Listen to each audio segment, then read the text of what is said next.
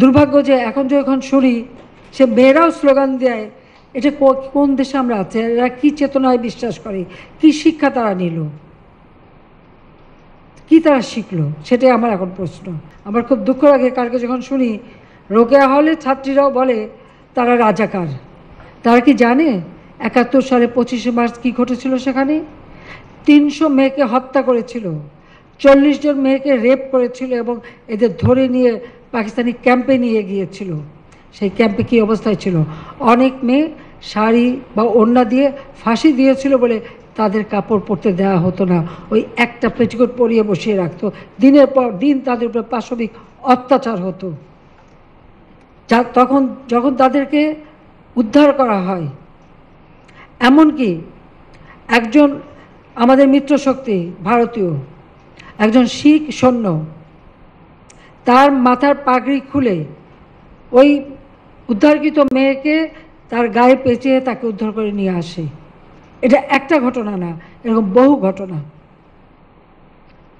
আমাদের মেয়েরা বসে থাকতো না, তারাও কিন্তু কাজ করতো। পিরোজপুরের যে মেয়েটা, তাকে ধরে নিয়ে যায় ক্যাম্পে, রান্না করতো এবং তার উপর পাশবিক অত্যাচার হতো, কিন্তু ওরই ফাঁকে সে ওদের খবর নিয়ে সেই নদী সাঁতরে পার হয়ে রাত্রেবেলা চিতলমারিতে যেয়ে সে মুক্তিযোদ্ধাদের কাছে খবর দিয়ে আসতো। ধরা পড়ার পরে তাকে গাড়িতে, দুটো গাড়ির সঙ্গে তার দুই পা বেঁধে সেই গাড়ি দুই দিকে টেনে তাকে ছিঁড়ে টুকরো টুকরো করে ফেলা হয়। এসব অত্যাচার রাস্তায় রাস্তায় লাশ পড়ে থাকে, এরা দেখেনি, তাই নিজেদের রাজাকার বলতে তাদের লজ্জা হয় না।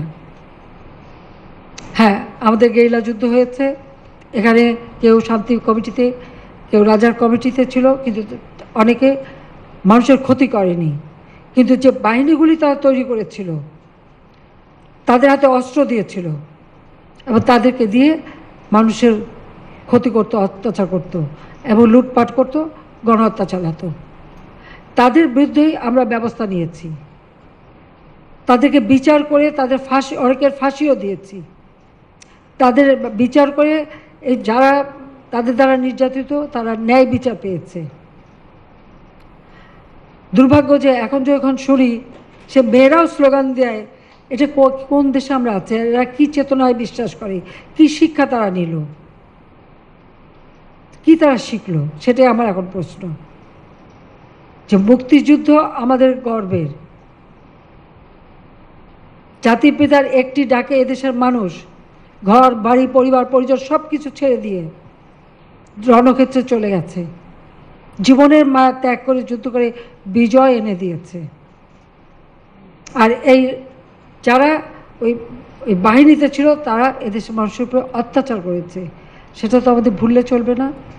আমাদের সেই শিক্ষা নিয়ে এগিয়ে যেতে হবে, মুক্তিযুদ্ধের চেতনা নিয়ে, তাহলে এদেশ এগিয়ে যাবে।